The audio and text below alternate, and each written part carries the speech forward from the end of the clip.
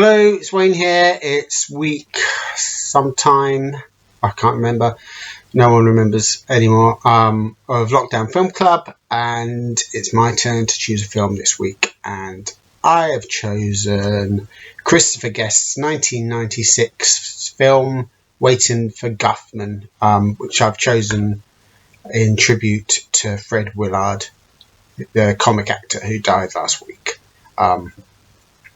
So Christopher Guest's Waiting for Guffman. Guest is most famous for Rob Reiner's 1983 film This Is Spinal Tap, in which he plays Nigel Tufnell. I can actually do quite a good Nigel, or I used to be able to do quite a good Nigel Tufnell impression, which I won't do now, as per usual. That's true, that one. And also starred or featured Fred Willard as an air base captain.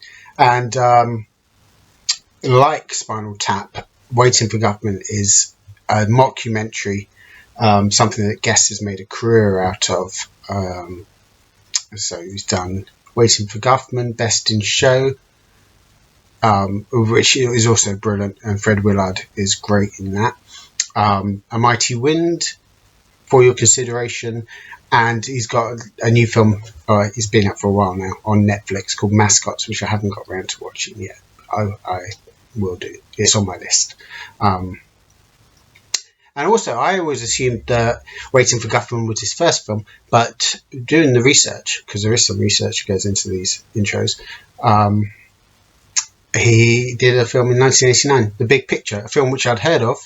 It stars Kevin Bacon and Jennifer Jason Leigh, but I've never seen, and I didn't know it was a Christopher Guest film. So that's another one to add to the list for me. So Waiting for Guffman, 1996, written by Christopher Guest and Eugene Levy, or Levy?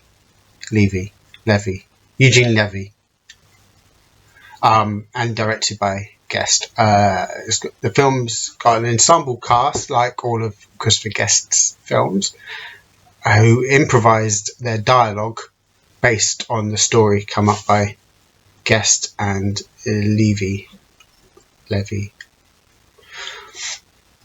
And so that ensemble cast includes Christopher Guest, Eugene, as I'll call him from now on, Catherine O'Hara, Fred Willard, Parker Posey, Bob Balaban. So it's a brilliant cast, and David Cross is a small cameo role in it as a UFO expert, and I'm sure that Christopher Guest's character, Corky St. Clair, that David Cross borrowed some of that for his Tobias character in Arrested Development. And while I'm talking about borrowings, I'm pretty certain Parks and Recreation owes quite a debt to Waiting for Guffman as well. Okay, the film, sorry, I always get lost in my notes. The film also contains several musical numbers. It's about a small town amateur dramatics group putting on a celebration of the history of their town. And it contains several musical numbers which were written by Christopher Guest, Michael McKean, and Harry Shearer. So, TAP, as I wish I hadn't called them. And the only thing to end on this is a very short introduction.